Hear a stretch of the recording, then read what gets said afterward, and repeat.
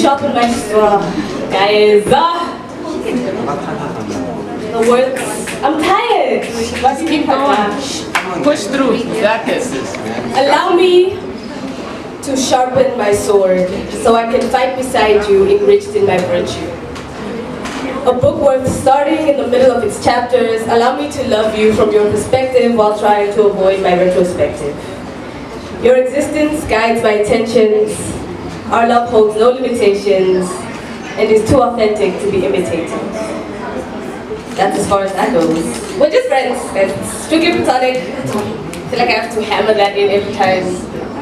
Because there by the love, it gets a little, it gets questionable. It gets questionable.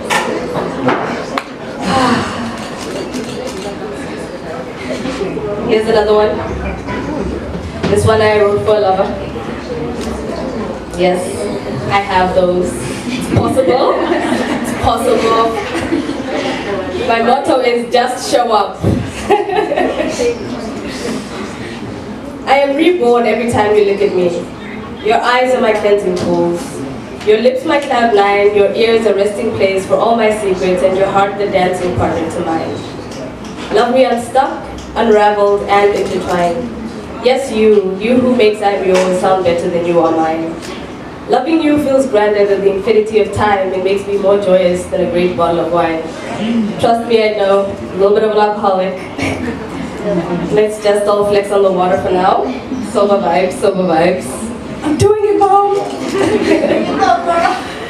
Okay, you keep me cautious, not because I'm not safe with you, but because your heart needs protection.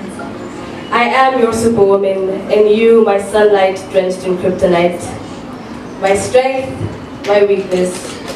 Yours is a love I pray to keep every day. And because all love poems end in heartbreak, no matter how many times we both change, I hope we blend even when we fade. Yes.